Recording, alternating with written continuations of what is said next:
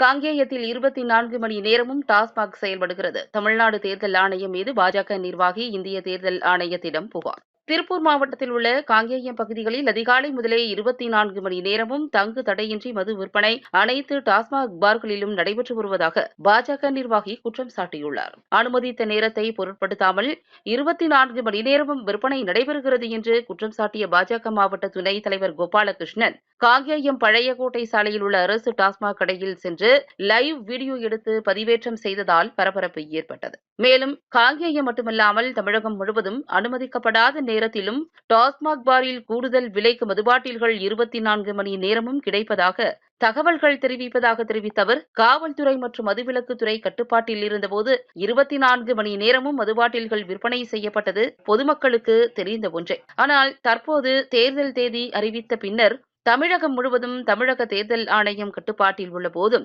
தடை செய்யப்பட்ட நேரத்தில் தங்கு தடையின்றி மதுபாட்டில்கள் கூடுதல் விலைக்கு மிகவும் எளிதாக கிடைக்கின்றது என்று குற்றம் சாட்டினார்.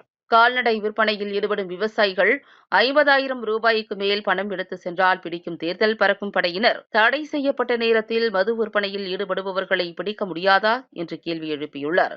பொதுமக்கள் தெளிவான சிந்தனையுடன் வாக்கு செலுத்தக்கூடாது. மது மயக்கத்திலேயே பொதுமக்களை வைத்திருக்க இதுபோன்ற அத்துமீறல்கள் நடைபெற்று வருகிறதா என்று கேள்வி எழுப்பியவர், கடந்த வாரத்தில் மட்டும் காங்கேயம் டாஸ்மாக் பாரில் குடித்து 3க்கும் மேற்பட்ட நபர்கள் உயிரிழந்ததாக தெரிவித்தார். எனவே உடனடியாக தேர்தல் முடியும் வரை தமிழகத்தில் உள்ள அனைத்து டாஸ்மாக் கடைகள் மற்றும் பார்களை மூட வேண்டும் என்று கோரிக்கை வைத்தார். காங்கேயத்தில் டாஸ்மாக் கடைகளில் நடைபெற்று வரும் அத்துமீறல்கள் குறித்து ஆன்லைனில் இந்திய தேர்தல் ஆணையத்திடம் தமிழக தேர்தல் ஆணையத்தின் மீதும் சம்பந்தப்பட்ட அதிகாரிகள் மீதும் புகார் அளித்துள்ளதாக அவர் தெரிவித்தார்.